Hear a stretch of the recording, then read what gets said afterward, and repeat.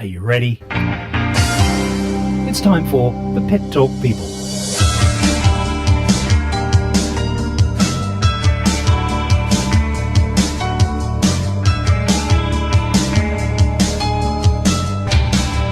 And welcome with Pet Talk People. I'm Brian Pickering. I'm Kay Brown. And on Skype, minus a picture, we've got farmer Dave Graham. G'day, Dave. G'day, guys. How are you going?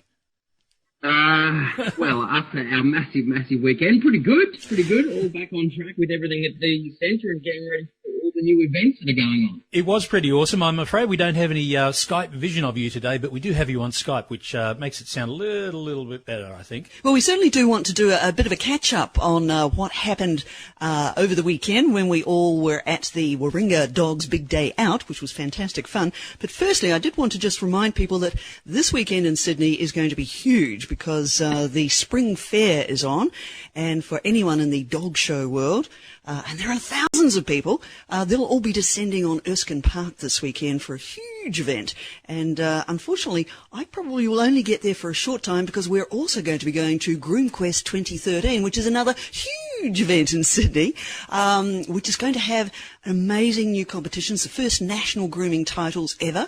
It's also going to have a dog creative competition and also the world's first, in fact, not just Australia, world's first cat creative. Have you heard of that? Have you heard of that, Dave? No, and it'll be blank from my memory. I thought you'd like this because you don't like cats, particularly in their normal furry state. Well, these cats have actually been groomed. They've actually been dyed and shaved in places. So they've got things like spiders' webs on the back or spiders crawling up their back, and they love it. It's fun. It's sort of like being patted and petted and things like that. So a world first in Sydney. We'll bring you the photos from this big event. Cats would be very excited. No, where I'm at the moment, at Captain Brydie, who we've had on the show before, I'm at her place, and she has a ragdoll cat who is actually on heat at the moment. So my usual attempt to avoid cats is not really successful when I have a very amorous cat. I don't know what the cat's doing, but I don't know what it thinks I am, but it's been very, very amorous and noisy towards me. So if you do hear some pussy noises in the background, it's nothing to be nervous for. Okay. Ragdolls are just beautiful cats, all floppy and cuddly, but when they're on the heat, what kind of sound is she making, Dave? Can you duplicate it? Oh, no. It's not, Okay. So we should point out to people as well that tonight's live show is live, but it's recorded live because we're actually going to be at the GroomQuest Creative tonight. So we'll bring you some video from that very, very shortly. Now, speaking of video, Dave, on the Warringah Dogs Big Day, I keep going to say Big Dogs Day Out, but it's Dogs Big Day Out. We got some great shots of you doing some herding.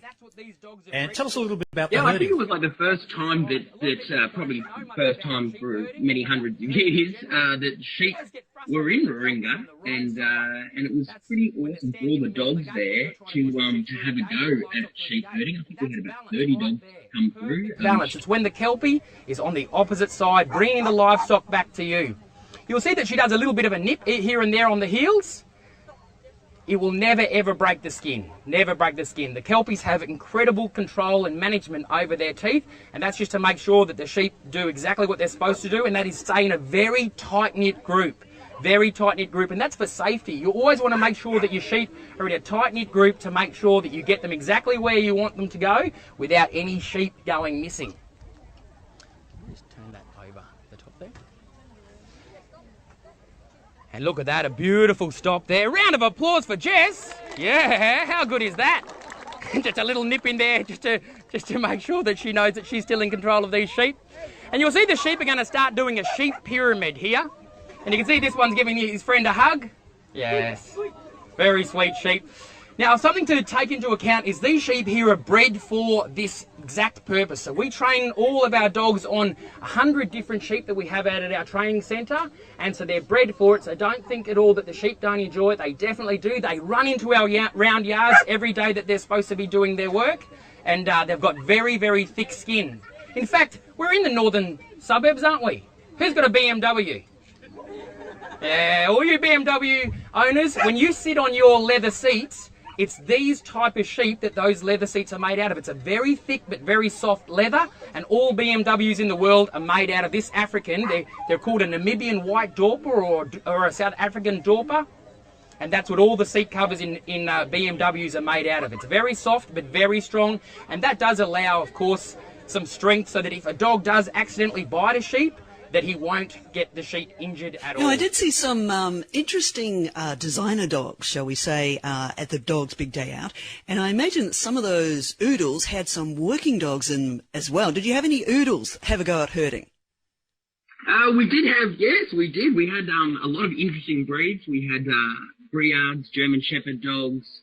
We even had a Rottweiler type come through. We had some fluffies, although as we were getting to the end of the line of people, short period of time that we were able to do the demonstrations, there was probably about 5 Labradors lined up and a lot of smaller dogs that would normally be just in the house were all lined up to have a go. Lots of fun.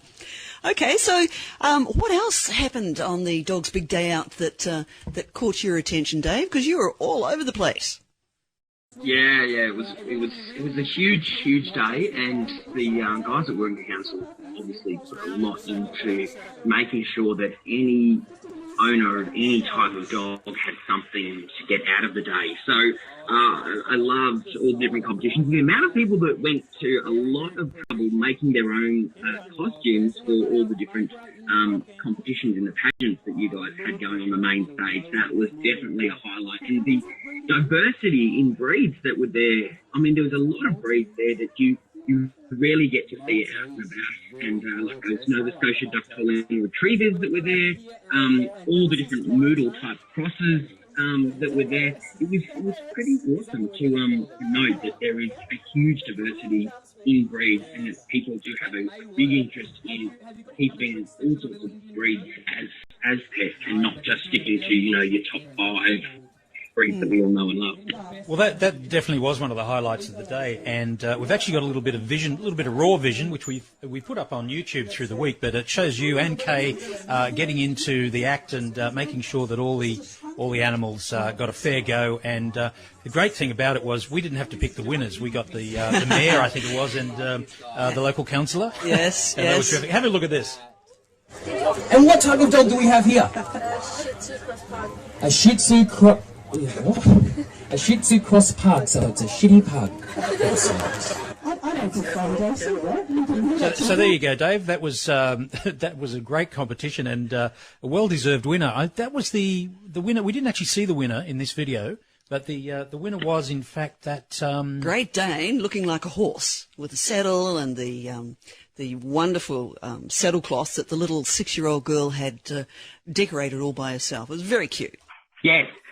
I mean, look, apart from the fact that it was a giant dog, I couldn't get over the training that they'd obviously put into that dog and the well-socialised dog that it was to be able to get up on that platform. And Great Danes often do have issues when it comes to shiny surfaces, and that dog took it all in its stride, which was absolutely wonderful. And all the attention and adoration from the crowds after it won, it dealt with it in a beautiful way. And, my hat goes off to that owner and all the other owners of the dogs there that have clearly done a lot of good work with their dogs, taking them off to puppy school when the dog was young for that vital socialisation that they get in puppy school, and of course just the ongoing training that so many have clearly done. And I think that was so prevalent when we did the doggy dash, and you had hundreds of dogs all racing down the field and not a single issue. All we had was just absolute ball, and my hat goes off to everyone involved in that. And your management, Brian, it was a lot of fun.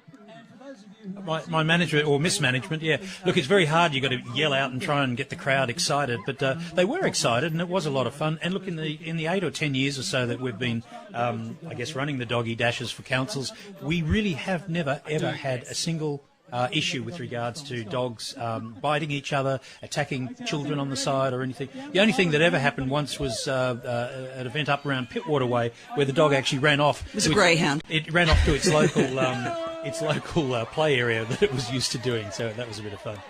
Yes, and we'll be talking with Dr. Jo Righetti shortly, because she was there as well. I mean, it was Pet Talk People Day for sure at Warringah, and we've got some photos, and we had a lot of fun. But she was answering questions from the crowd, as were you, Dave. So what were the most common things you were being asked that you can help with? Definitely aggression issues. So people we have this expectation that dogs are these cute, cuddly, gorgeous things, which they are. But whenever they don't fit that mould, I think people get very, very concerned. And because we have so much talk in the media about muzzle the mutt campaigns and all sorts of different things about ensuring that dogs don't do anything that's untoward to their own species or our species or any other species for that matter, people do find it very strange when their dog does those simple behaviours of leave me alone and give me some space. And so we talk a lot about socialisation and how important that is in that critical period when the dog is young. And then, of course, the ongoing training and how to counter my favourite. all those problems. Yeah, absolutely. I mean, this whole muzzling thing is kind of ridiculous because it's a little bit like thinking that you can send kids to preschool, and if one of them's a bit rough with the other kids, well, you just literally put handcuffs on the kid or some sort of gag on the kid, and all the problems will be solved.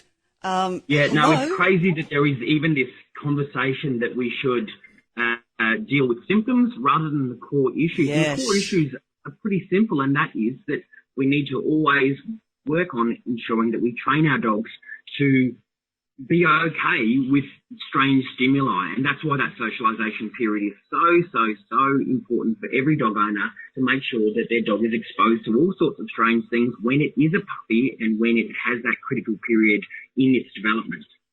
Fantastic. And they can get exposed to a lot of strange things at the Canine Sports and Training Centre at Box Hill, can't they? Too right. We do everything from sheep herding to duck herding to lure track racing to dogs and everything else. And it was great that we had such a huge response. I mean, our email box has been inundated since the Dog's Day out from people going, well, I saw what you guys were doing there and I want to be able to do a lot more with my dog. Yep. And so it's pretty cool to know that, okay, there is a few owners out there that are irresponsible with their dogs, and that's just a fact of life. But the overwhelming vast majority of dog owners want to give their dogs as best a life in our complex society as possible. And one of those things, of course, is giving it that core, its energy and its excitement, and to enrich its life by giving it an opportunity to take in what the dogs were bred for. And that may be tunnelling underground, or that may be chasing a lure, or that may be herding sheep, or that may be sniffing, chasing a bull into water and having a downward session. Dave, the interesting thing is if you can hear snoring, gentle snoring, that's the sound of a very tired Bichon. He's still tired after the event, but I can't see him ever doing dock diving or perhaps even herding. However, I was so impressed on the day with your examples of nose work. These dogs just loved finding a simple scent like anise, aniseed smell. Scent sports, I think, is going to be the great new sport in Australia, and that is where any dog can become exhausted and enriched at the same time by doing some simple searches around the house. And so, if it's raining outside or for some reason you've been too busy to be able to take the dog for a walk outside in the open, of course you can exhaust the dog inside and give it a hell of a lot of fun at the same time, and have the whole family involved by doing searches within the home for simple scents like anise, which is what we were doing on the weekend. And it's so cool to see any dog to be able to focus and forget about the issues of the day, like when's mum coming home, or when's the next walk, or is that big bad dog going to be on the corner when I go around it? And any dog can do it, and that's the beauty of scent sports. Fantastic. Well, it was a good day, and if you can still hear me over that snoring, we'll have to wrap it up there. And it's been great talking to you via Skype. I really like it when you're in the studio, though. It's a lot of fun, especially the cups of coffee afterwards. The coffee that we get served by Kay Brown is amazing. I haven't made my own coffee today, but anyway. Oh, I'm sorry about that. I've got a lot to do still tonight. Absolutely. Well, we're all really, really busy, but never too busy to talk to some of our fans. And it was lovely to see some people who had obviously listened to us and heard we were going to be there. And it was so nice to meet some of the people who came along specifically to say hello and see if we really are as ugly as we sound on Pet Talk People. Yeah, I tell you what, Kay, that's one thing that blew me away is I know we're webcasting right around the world, but have so many people come up and comment on something that we've been talking about during the show over the past month was really heartening to know that we are really getting the message out there about the issues of the day regarding our animals and also the different topics of how to deal with some of the problems that we as animal lovers face. That's right. Well, I'm hoping they'll tell a friend and they'll tell a friend and hopefully at the end of the day we'll all have happier lives with our pets, be they dog, cat, bird, fish, horse, whatever. Dave, thank you very much. Have a good day, and we'll talk to you through the week. Okay, guys, thanks for having me again. Okay. Yay! Thanks, Farmer Dave. Yay.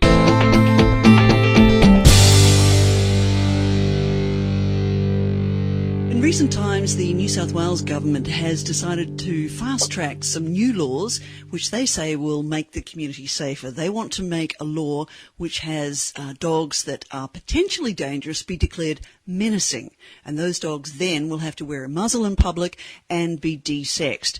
Now, on the face of it, you might think, hey, great idea, but as always, in matters concerning dogs and the community safety, not all is as it seems. And in particular, we've tracked down one of many trainers, dog trainers, who think that perhaps this isn't all that governments could be doing. And in fact, we've contacted Brydie Charlesworth from Albury, right on the border, who has very strong opinions on this. Brydie, hello. Thank you for joining us.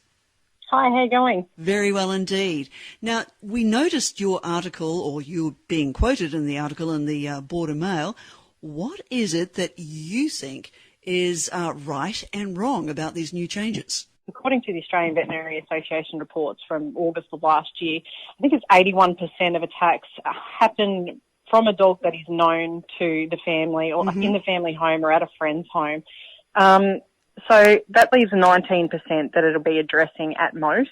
And really, of those 19%, the ones that you see in the media, the dogs are actually at large. So they've escaped from their guards. So sticking those dogs on the lead and muzzling them, it's really not addressing the problem. It is a really responsible decision for those dogs that have been properly identified as being dangerous, because you're obviously taking away that risk when you're muzzling the dogs. But as for addressing the primary issue, it's just not hitting it. So where is the real problem? In the homes? Yeah. The attacks by children, I think, I don't have the statistics on me at the minute, but I think the majority of attacks happen on kids under 9 in the family home or at a friend's place. And I should point out, by the way, listeners, that Brydie is being very good to talk with us because she has a 5-week-old newborn. And for those of you who've had kids, you know that Brydie has been not only doing her job doing dog training, but with a 5-week-old newborn, don't get a lot of sleep. Thank you for pointing that out. I am very brain dead today. Oh, no, it's very, very hard. But I really am very chuffed that you've come on the show because I think that sometimes some parts of the public think, oh, well, it's just the ratbags that have big dogs and tattoos and blah, blah, blah, the tattoos on the people that are raising their point of view. But in fact, it's a much wider point of view amongst those who actually actively work with dogs that perhaps muzzles aren't the answer. Is that right? Yeah, absolutely not. What we need is good education systems. So we actually need to be out there teaching not only children how to stay safe around dogs, but also the parents how to recognise the signs that dogs aren't comfortable. You'll see so many videos on YouTube of parents or family members filming children riding the dogs around like ponies, pulling on their ears, pulling on their tails. The dogs are giving off so many signals that they're uncomfortable and the parents don't recognise it. We really need to work with everybody to educate them and explain how dogs work, how they tick, how to stay safe, what are the appropriate things to do, and how to be a responsible canine guardian. It's very interesting. We did an interview last week, I think it was, with Robin Bennett, who's a dog trainer from the USA, and she's got an excellent blog, Robin kbennett.com, and in it, the story that we followed was why supervising dogs and kids doesn't work. And you just hit it on the head right there. It's not just about supervising people, and their body language. You've got to be really, really on top of things. Well, it's like people with a lead, and perhaps they're not watching what their dog's doing at the end of the lead, and that's the same case with supervision. So I'm thinking that body language is good. Do you work with that a lot with what you do? Yeah, absolutely. We've actually just we've been working a lot with children, teaching the children how to recognise the signs that dogs aren't comfortable, and we're just branching out and starting a whole new safety program that's going to include the parents, include the children, and get the parents and the children working together to try and keep them safe. We actually designed a dog safety contract for children, which has got a few basic rules for kids, a nice little picture for them to colour in. The kids sign the contract, stick it on the fridge, and hopefully they remember these points. It'll help keep them safe. Oh, well, I'm laughing here because we did something not as good as that, but we did something many years ago. Was my pledge, I'm going to look after my dog, because when kids get a dog, it's like, mummy, daddy, I want a dog, and they get the dog, and then 3 weeks later or after the weekend or something, they get bored, and mum's looking after it. So we wanted kids to write a pledge about how they're going to look after their dog. But you've gone a couple of steps further. I mean, getting the parents involved with the kids is fantastic. Absolutely fantastic. Yeah, well, we're trying. We need to make a difference. Someone's got to do something. There's far too many attacks happening on both children and adults. And, enough's enough. We've all got the right to be safe in the community. And these poor dogs, the right thing's not being done by them. They've been put in a position where they are biting. So, someone's got to stick up for them and get out there and educate. Excellent. So do you have any videotape or photos of what you're doing with the dogs, with the training for parents and kids, that we could perhaps add to this little chat? I don't at the minute. That is something that we're in the process of putting together. So there'll be a complete package. There'll be a dog safety package that will be going out to every family that we go and educate, and hopefully we'll get into the schools. The schools will pick us up, and brilliant. Yeah, that everything will be included. We're going to be as comprehensive as we can. I don't know about you, but I feel a little cranky. I've been talking about this kind of thing, as has Brian, and we've been talking with experts and going to ranger conferences. We've been going to all kinds of things for more than 15 years. And still, no government has really, really good education campaigns. Why should it be left up to, private individuals? Well, I don't know. That's something just makes me shake my head as well. With that current menacing dogs legislation, they said that they spoke to a bunch of experts, and I don't know one expert, like being a dog trainer or a behaviourist, people like that deal with dogs and behaviour problems every day, that would agree with that legislation will work on a big scale. Why is that? Because education's needed. It's not muzzling the dogs in public. Yeah. Yeah, sadly, the 19% of attacks that occur in the public, the media does pick up on that. It's not the media's fault completely, by the way, because they've got a job to do. But it's all the biting and stuff that occurs in the private homes that perhaps is under the radar, and that's the bit we need to be tackling. Is that your thought? Absolutely. We need to attack everything as a whole. So the legislation can't just be aimed at the minority. It has to be aimed at the majority of the attacks for it to be efficient, okay? And education is the only way to go about this. Do you have a lot of big dog owners in the Albury area? Yeah. There are a few large dogs. Okay, because a lot of people just think, it's big dogs. If we get rid of those, end of problem. Is that absolutely not. That's just an absolute myth. It does not protect anybody. If we're talking about breed-specific legislation, it's been proven time and time again not to work. Mm-hmm. Well, we have talked about this, and we've put forward the Calgary model, but somehow it's just not getting to government. But the more people we talk to, like you, and I guess all your followers as well, people who've worked out that it's all about having a good time with your pet and doing the right thing, and then the community does stay safe. Yeah, absolutely. The more education, it comes down to responsible canine guardianship and education. There needs to be lots more education. And the hard part is, who's going to fund it? Who's going to do it? It has to be done, but who? Well, like you said before, you've put forward the Calgary model. I'm pretty sure that's self-funded by the dog registration and licensing. So I think we're absolutely crazy not to follow in the footsteps of something that works. Like, why the resistance to it is what I don't understand. And, you know, unfortunately, I'm one person. I do as much as I can. You know, we need the government to listen. Yes. Well, I think the more that we talk about it, the more chance there is that the government will actually hear it. And Hopefully. please tell all your friends to have a listen to Pet Talk People, and if they want to give us a comment, text us, send us a message, we'll include that as well. But media monitors pick up on stories for governments, and, you know, we just have to keep talking about it in a sensible way, not in an aggressive way. It's all good. Brydie, Charlesworth, thank you very much for your time today. Let you get back to your baby. Welcome. Little Olivia, she's been very good. Thank you. and you were terrific. Thank you. First time on the Pet Talk People, but we'd love to have you back. Oh, great. Thank you very much. Okay. Thank you. Bye. Bye. Bye. So as we mentioned earlier in the show when we were talking to Farmer Dave, this is a live pre-record. There we go. But we're still having a few technical problems, but we did manage a way of getting Dr. Joe Righetti online. What's happened? Uh-oh. Did we just My lose her? technical problem Hang on. animals knocking over my technical gear. Oh, there you are. Yes. Chili, and look, she gave, hello, Dr. Joe Righetti. And Chili's doing the yawn. I mean, she's stressed because she knows she did wrong by knocking over the... No, I think she's just looking at me going, why are you laughing so much? There must be something up. Yeah, exactly. Look, thanks for joining us again. I know you've got to get away as well. Gee, we're all leading such busy lives, aren't we? Eh? Too busy. Yeah. Have it on Radio 2UE this afternoon? Absolutely, answering listener questions there. Fantastic. And look, you spent all weekend answering listener questions at the Warringah Dogs Big Day Out. Yes. That's right. There was lots and lots of questions, as there always are at these events. People just take an opportunity to just ask, even if it's not a real problem, they just want to know why their dog is doing some quirky deed or other. Absolutely. And it was really nice, and we were talking to Farmer Dave about this as well. We had lots of people who actually listen to Pet Talk People who go, oh, I just want to come along and actually hear you in person, see you in person. And They're just coming to see me, I think, weren't they?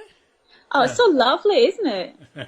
It was lovely, and very nice to meet up with a few familiar names as well as some new names. So it's fantastic. Listen, what was the highlight of the day for you? I know you were there as the Purina ambassador, and you were answering questions, but you also did a little bit of a stage gig, helped us with some judging as well. Oh, yeah. But tell us about the ambassador role there with Purina. Well, basically, Purina's got a call centre that people can call up any time of the day and get lots of information, you know, veterinary questions, they have vets on hand, any sort of training questions, nutrition questions. So all of their team were there answering questions, including myself, obviously on the behaviour side. So we're just there to really help anyone. And that's what Purina aimed to do, just to help there. But also they were selling some show bags, and all the proceeds from them, which was fabulous of them, but all the proceeds went to Animal Welfare League. Yay! It's really important, you know. Well, I saw you putting some of the proceeds in your pocket, weren't you? Oh no, that was the treats. So. No. Maybe it's a dog treat. Dr. Lisa was there as well. We haven't seen Dr. Lisa for a long, long time. And, of course, long-time listeners of Pet Talk Radio, now Pet Talk People, will remember Dr. Lisa when she was still a student, vet student. So that was kind of cool. Yeah, and then she's been working in emergency care over at the Sash Specialist Hospital, and also as an ambassador for Purina, doing all their veterinary work. So, but of course she's very busy in her personal life too. Not only does she have two gorgeous doggies, but she also has a gorgeous baby, a little boy called Hudson. She I does. saw Apparently the it photos. was the first day that she'd actually been away from Hudson and from her doggies all by herself. So that was a bit of a thing for her. So thank you, Dr. Lisa. Absolutely. Thank Now, you. you also did a question and answer session under the role of Pet Problem Solved. Yes. And we've got a little bit of video. I didn't get as much video as I would have liked. It was a really busy day, but got a little bit of video of you here doing your performance. I'll just play this and then we'll come back to you in a sec. Activity towards anything, be it dogs, people, thunder, anything, we desensitize. And desensitizing means gradually introducing them to the thing that they dislike. So we need to gradually introduce your dogs to other dogs. And we do that one-on-one. So you were answering questions from quite a lot of people, actually. It was very good and it was very busy. What was the most common question that you were being asked throughout the day, Joe? Okay, probably the most common question in response to me talking was about barking dogs, and that's because I started with that. Councils always have a problem with barking dogs in their local area, so it's always good to cover that. Try and answer a few of their, problem dog questions that they get on barking. So a lot of it was barking questions. Why does my dog bark in the fence line? Why does it bark whenever it sees another dog? Why does it bark when the postman comes? But then once I started talking to people one-on-one, a lot of them are asking me about dog-to-dog aggression. And, it's always a worry, of course, with aggressive dogs. But I would say to them, well, your dog's not looking very aggressive right now. How's it going today? And they'd all say, oh, he's really happy being here. Hasn't been aggressive once. So it's interesting when people are under control and, really monitoring the dog's behaviour that things were going okay. But fortunately, I was able to give them a few tips. But also, when it's a problem like dog-to-dog aggression, urge them to seek some professional help. It's not something you take lightly. And if there's a danger of another dog, yourself or any other person or animal being hurt, it's always wise to get some good, solid, experienced advice. Absolutely. And we saw Chili come up there in shot, and Kay thought she better go and get Matisse as well, just to show off. But I was just showing off Matisse because he's looking quite well, and a lot of people have been asking how he is. So thank you to everybody. Look, he's doing quite well. His hair is a little bit long. He's overdue, but once Groom Quest is over this weekend, then he'll get his hair cut. Did you end up talking about Groom Quest on 2UE, by the way? No, I didn't. I had a list of things that had to be talked about.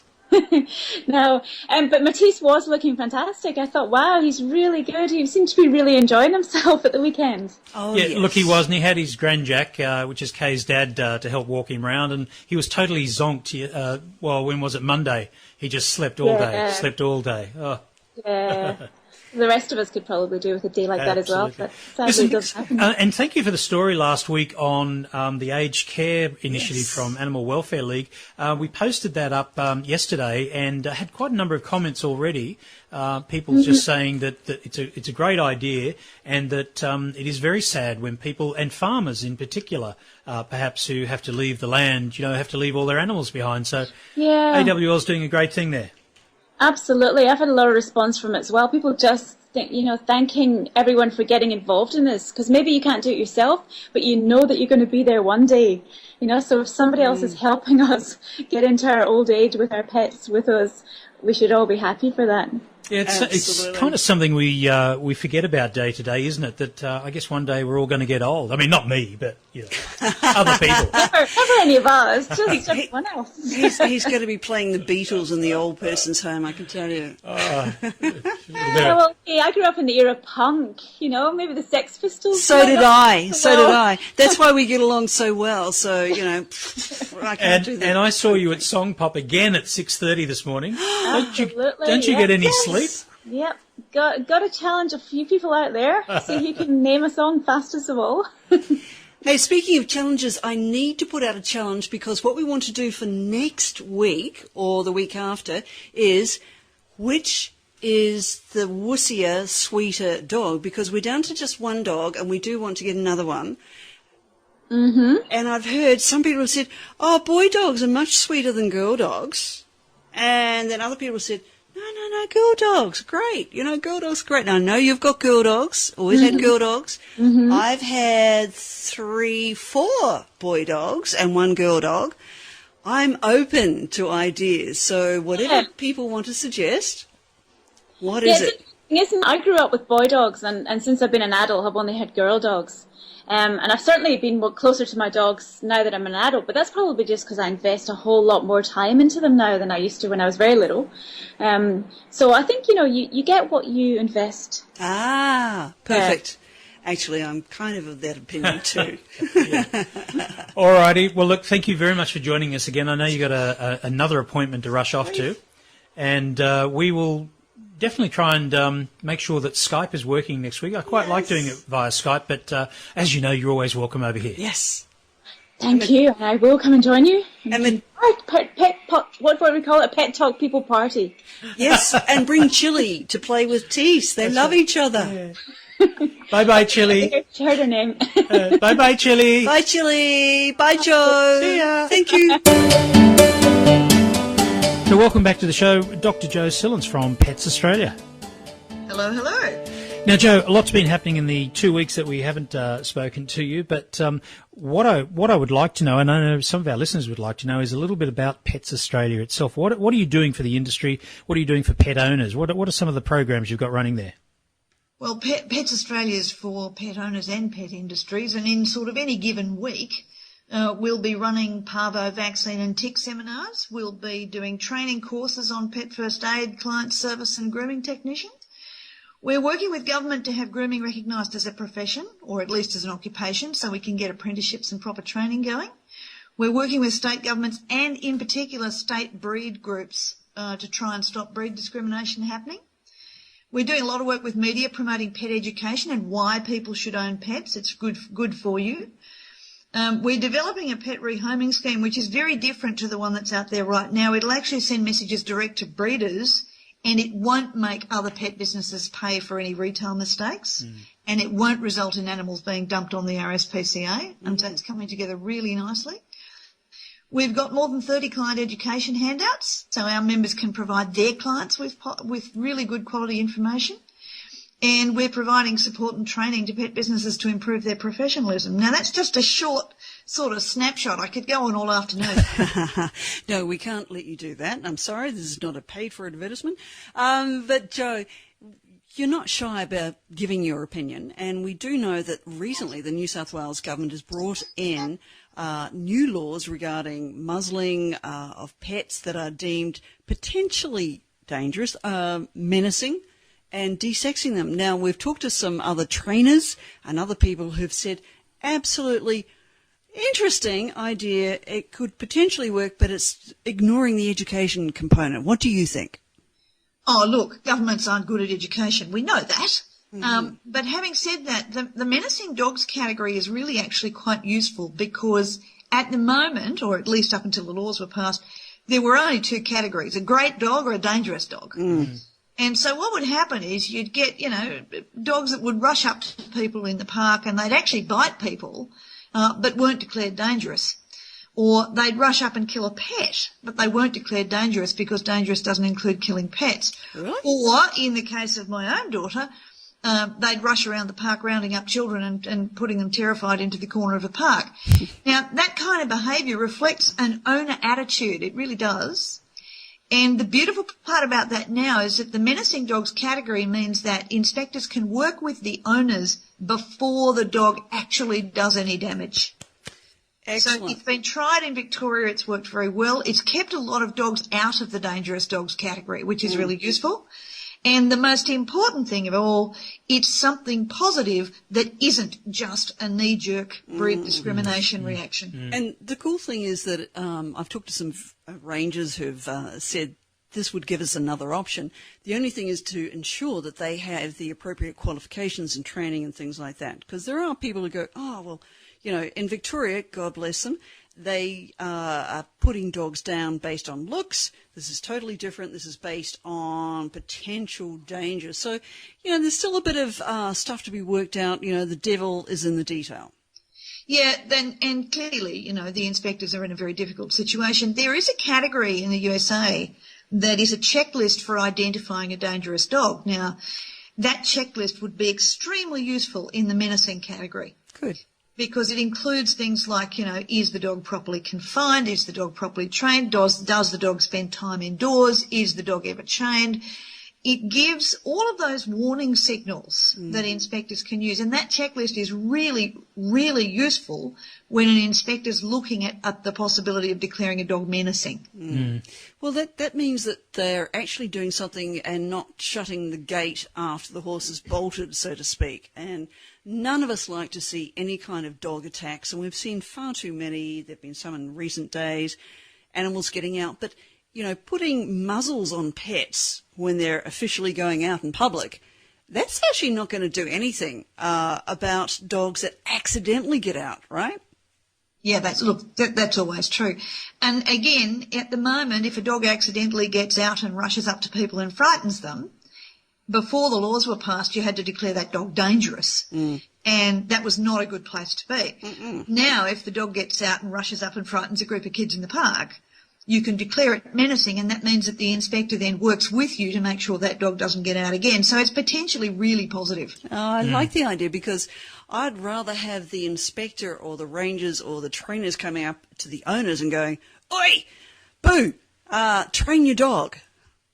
Well, the other part of the law that hasn't really been mentioned is the absolutely huge increase in criminal sanctions for people who allow their pet to actually attack. Yes, yes. And again, minority. We're talking tiny amount of people, though.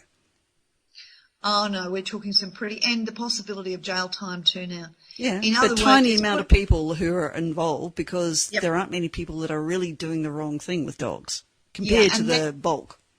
And that allows the inspectorate to put the pressure right back on the owners, which is where it should be. Not on breed discrimination, but on bad owners. Yes. Yes, absolutely. And it's something like $77,000 and or 5 years in jail. So I quite like that idea, because I'd like to say to some hoon who has a dog going, "Wow, I'm really tough walking along with this big, bad dog," right? Hey, listen, sunshine, train it or lose it and spend 5 years in jail, you know? Indeed, and that's that 2% of dog owners that gives the other 98% a bad name. Well, absolutely. And look, you don't see the big buff guys with the big tats walking around with a little bichon frisé. You might see me, but that's about it. And that's the sad thing. He's got to get taken. It's kind of the image thing. It's like, you know, I love motorbikes. I know a dog trainer, well-known dog trainer. I won't mention his name, Glenn, but he loves motorbikes, you know. But he's not a big badass dude. No. You know, he loves his Rotties and his big dogs and all the rest of it. And his Frenchie. He loves his motorbikes, but yes, he loves his Frenchie. Well, a friend of mine's a great big truckie, and he walks around with a chihuahua on each shoulder. It really gets down to self-esteem. Okay? Yeah, exactly. The guys that are using their dogs as weapons have very low self-esteem and perhaps very small appendages, and that is the attitude that an increasing percentage of the population is taking. They're looking at these people and say, "You are an outlier." Yep. Okay, so, Joe, what you're saying is we can actually target the education. Yes, we need to have it right across schools from kindergarten right through to when they leave, but there are certain adult areas that there needs to be ads and training for all these blokes to say, "Listen, sunshine, this is not going to get you what you think you want, which is respect." Oh, look, adult training starts in schools, and I was actually one of the people who launched the AVA Pet program in New South Wales. Good on you. And that's really gone pretty much nationwide. So that the in-school training through the AVA and through the RSPCA is awesome stuff, and that produces the trained adults of the future. There are some people that choose not to be trained, and for them we have criminal sanctions. Yep. And bars on the windows and no weekend leave. Joe, give us a very quick update on the Parvovirus. Look, we've been a subscriber to the Verbac Disease Watchdog site, and that's where veterinary practices all over Australia report the diseases that they're seeing.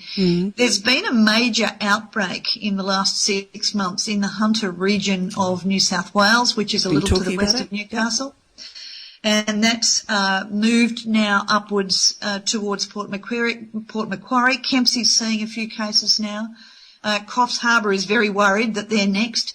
Newcastle's seeing cases. There's a big blip in the western suburbs of New South Wales, starting to see an increase in cases along coastal Victoria. Look, it's a real issue. This is the nastiest virus. It's as tough as all heck. Environmental contamination appears to be high because a very significant percentage of the population is under-vaccinated. And so if you have a dog that's not vaccinated, it is genuinely at risk. And we're heading into peak season now. And it's people sort of walking around and not realising that they're actually, you know, perhaps they're going, "Oh, I want to get a new puppy." And they go and see a new puppy and they then walk off and then they go and see another household with puppies and voila, it spreads. Oh, this isn't just puppies. There's about 11% of the cases are in adults. Yeah. There's a very substantial number of cases in pets between 6 months and a year of age. Basically, anything that's unvaccinated or under-vaccinated is at risk. The virus is very tiny and very tough. And 1 gram of infected parvo feces can contain enough virus to infect 1 million dogs. So this stuff will carry on dust. It will carry on shoes and car tires. If it wants to get you, it will get you. It's time to get your vaccinations up to date. Okay. Well, that's simple, and talk to your vet. Talk to your vet. It's very simple. It's not a money-grubbing thing. It's a life-saving thing. It's been a long time since we've revisited some of our very, very, very special people that we first met when we had Pet Talk Radio, when we were on community radio. Now we're online, and we're talking to lots of cool people. But guess what? We wanted to catch up with one of the coolest people we've ever met, a lovely lady by the name of Velma, who has just dedicated her life to helping people train dogs to become therapy dogs, and other animals too, to help other people. Velma, Pets Hello. Therapy. Hello, welcome. Thank you Welcome so back much. again, yeah. Thanks for this opportunity to talk with you and your listeners. Oh, it's so wonderful. And slightly viewers as well. We're still getting the hang of the webcasting thing. Now, but we'll put some pictures of you and your pets up as well, and they'll get to see you. Velma, as Kay said, it's been some years since we've spoken, but Yes, give us an update on Velma's Pets as Therapy.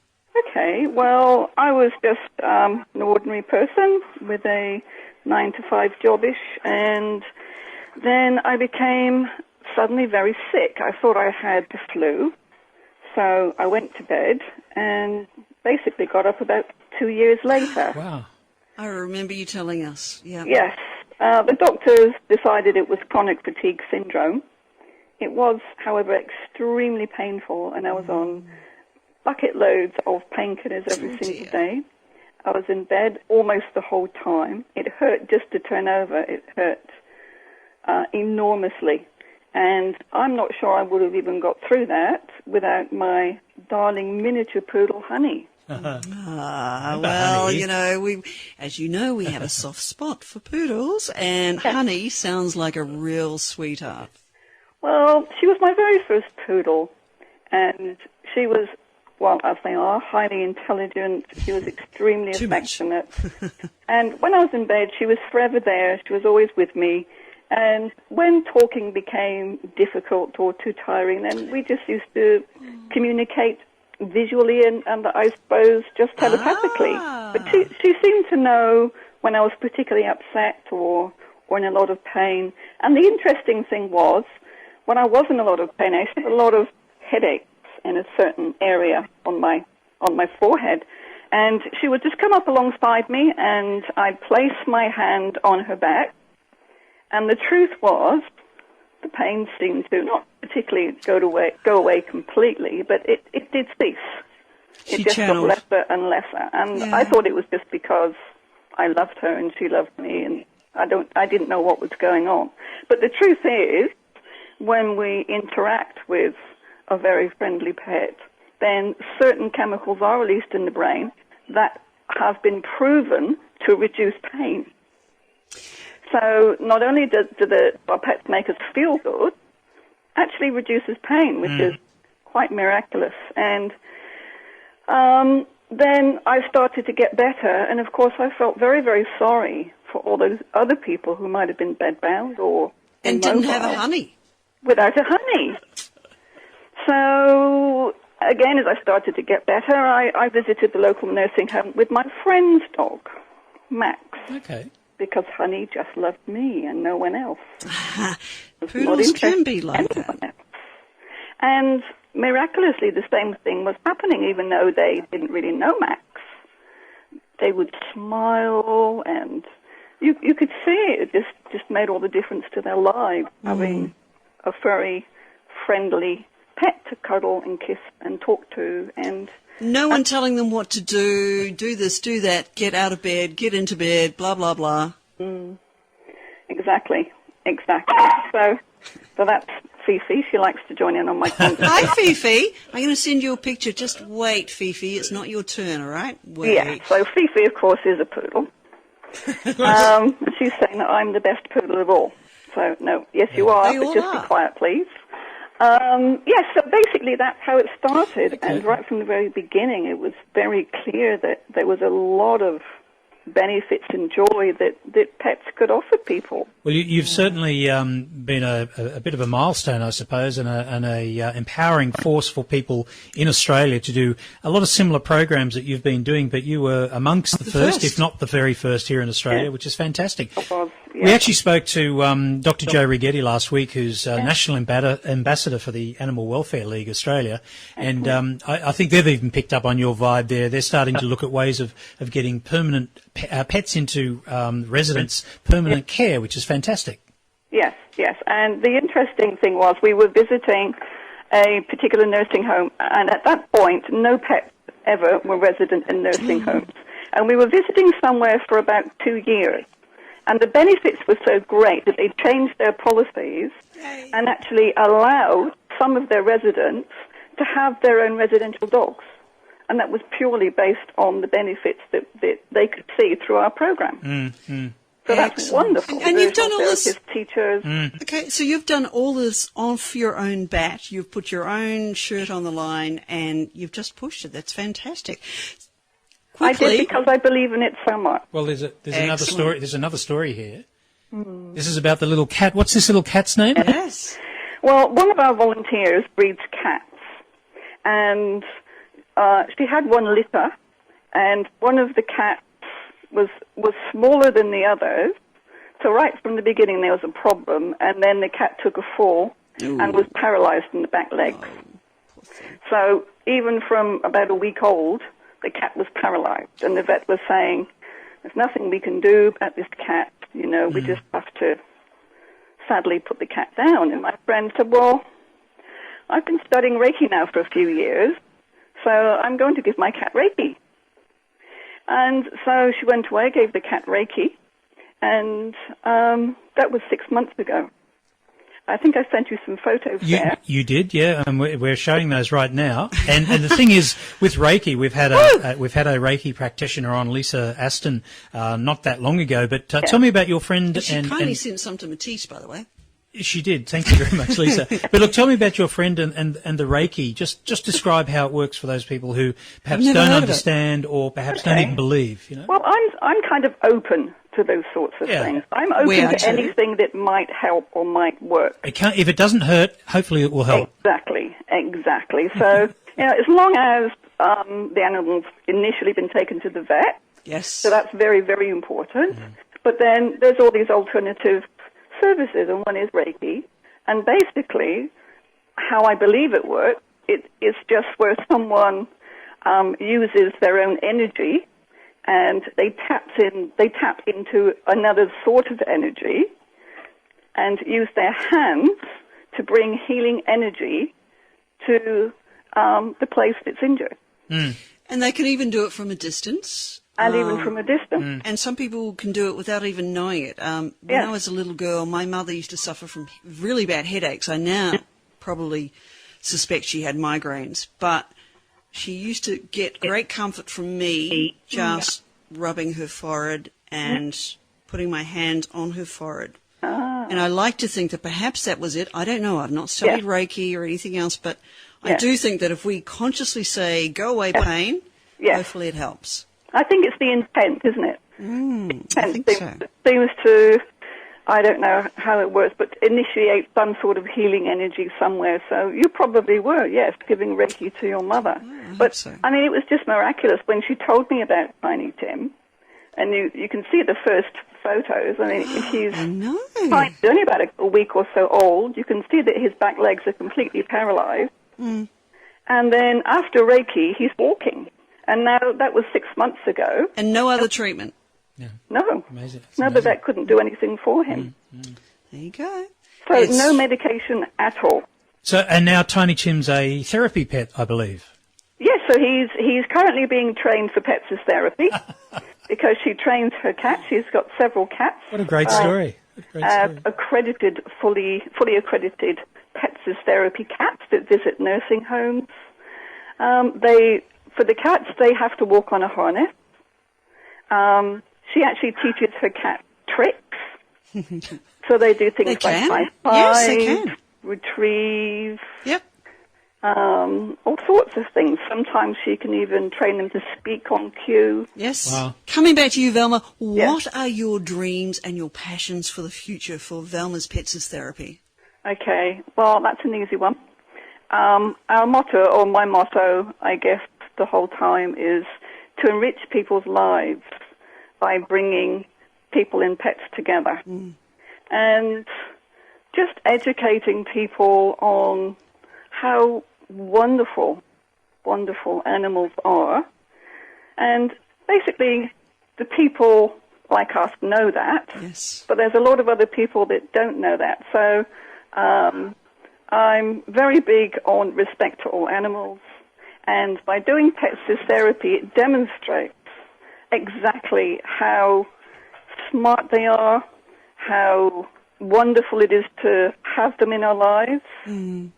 So basically, to tell the world. But I'll have to get a very big orange box to stand on. But I guess that orange box is the website and being able to It is. Get that pet therapy course and details and benefits out nationally into the world. Absolutely. Fantastic. And I think I admire you hugely for all you've done so far and all you'll probably do in the future, because we totally believe in what you're doing and in the benefits that pets can bring to everybody's lives. Fantastic. Absolutely. Thank you. Well, and we'll certainly put links to velmaspetsastherapy.com.au on our website and Facebook page, and we'll just try and reignite the passion that I know existed many years ago with Velma's when you first started. You're always looking for volunteers, right?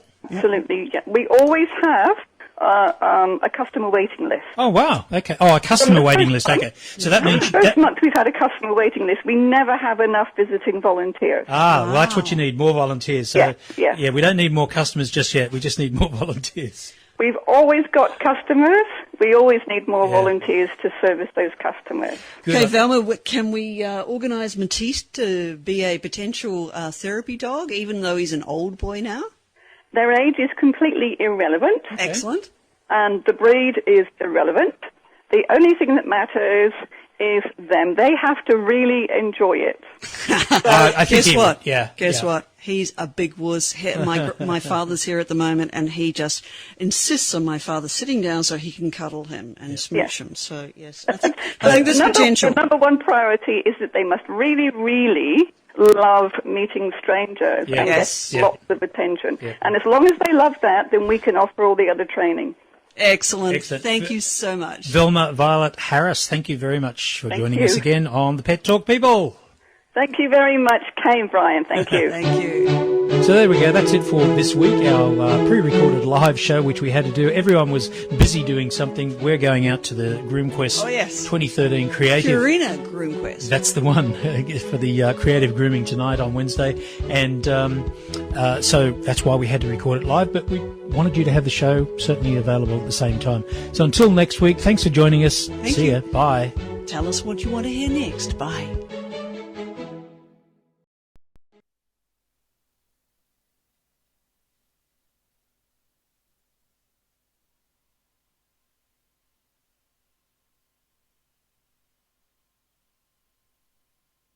Thank you.